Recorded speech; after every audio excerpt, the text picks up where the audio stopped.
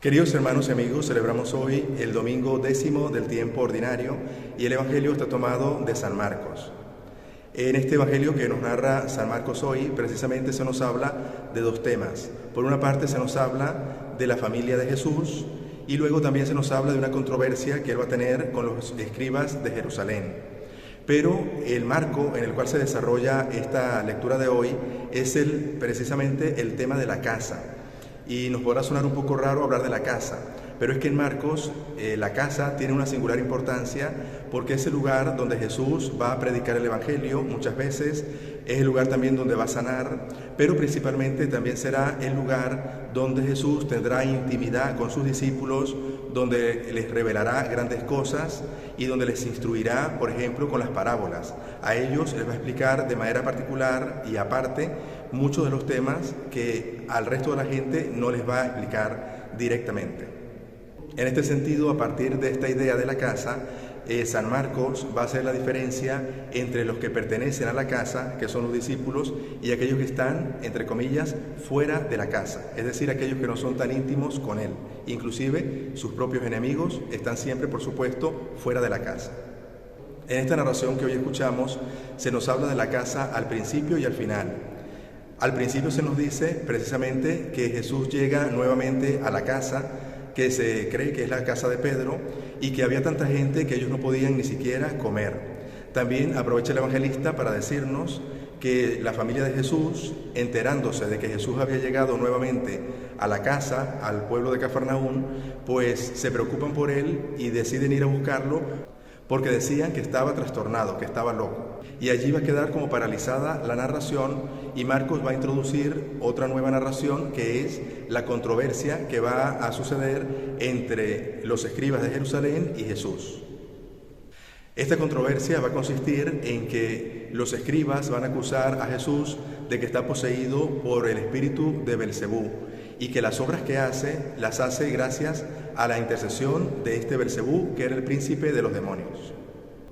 A partir de esta acusación que le hacen los escribas a Jesús, que él va a dar una catequesis, diciendo que Satanás no puede expulsar a Satanás y que un reino dividido, refiriéndose a Satanás, va a la ruina. Por lo tanto, va a decir que ha llegado el poder de Dios, que es el que expulsa al demonio, lo ata y lo vence.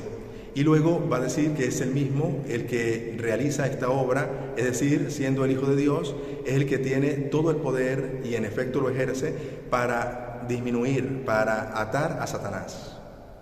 También va a aprovechar aquí Jesús para hablar de un pecado que no se puede perdonar, el único pecado que no tiene perdón, y es precisamente el pecado contra el Espíritu Santo. Este pecado consiste en blasfemar contra el Espíritu. Esto significa no creer en el poder de Dios y no abrir el corazón a ese poder de Dios que está actuando en mí, en cada una de las personas. Y es precisamente el caso de los escribas y fariseos que no aceptan el poder de Dios, no aceptan las muestras que Dios hace o que Jesús hace de que es el Hijo de Dios y no van a abrir el corazón a esa llamada a la misericordia y por lo tanto pueden condenarse porque están cerrando su corazón a la acción del Espíritu Santo. Una vez terminada la disputa entre Jesús y los escribas de Jerusalén, San Marcos va a retomar el tema de la casa y nos va a contar que la madre de Jesús y los hermanos de Jesús llegan a la casa, a la parte de fuera, y mandan a llamarlo, tal vez para llevárselo, por la misma razón que indicaba al inicio de este Evangelio, de que decían que Jesús estaba trastornado. Y es interesante darnos cuenta los que están dentro de la casa y fuera de la casa, como decíamos al principio. Dentro de la casa con Jesús están sus discípulos y todos aquellos que le seguían.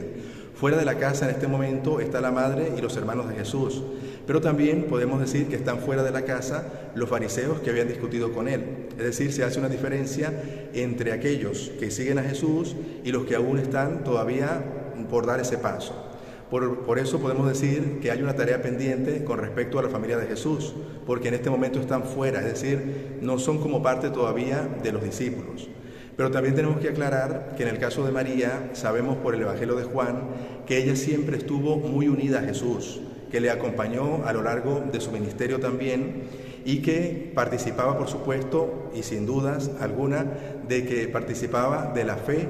en el Hijo de Dios. Por eso también podemos decir y tomar en cuenta de que entre la familia de Jesús estaba Santiago, que llegó a ser uno de los apóstoles y fue encargado de Jerusalén. Fue el que predicó y el que se encargó de la comunidad propia de Jerusalén. Por eso podemos decir que esa familia de Jesús se integró también con él. Pero sobre todo el mensaje que nos deja el Evangelio de hoy es que para ser familia de Jesús, para formar parte de esa nueva familia que es la familia de los cristianos, lo que necesitamos es participar de esa voluntad de Dios, es decir, ser obedientes a la palabra de Dios como lo hizo María siempre, que por lo tanto María, aparte de ser la madre de Jesús, es la principal discípula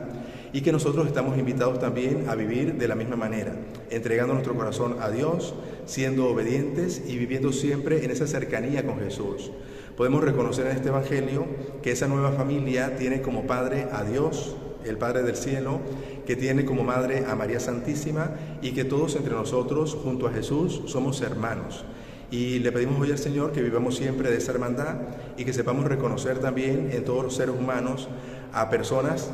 que son nuestros hermanos o potencialmente pueden llegar a ser nuestros hermanos siempre si viven en ese amor de Jesús. Le pedimos al Señor que nos conceda la gracia de vivir siempre en esa hermandad y siempre unidos a Jesús, y que la bendición de Dios Todopoderoso, Padre, Hijo y Espíritu Santo, descienda sobre nosotros y nos acompañe siempre.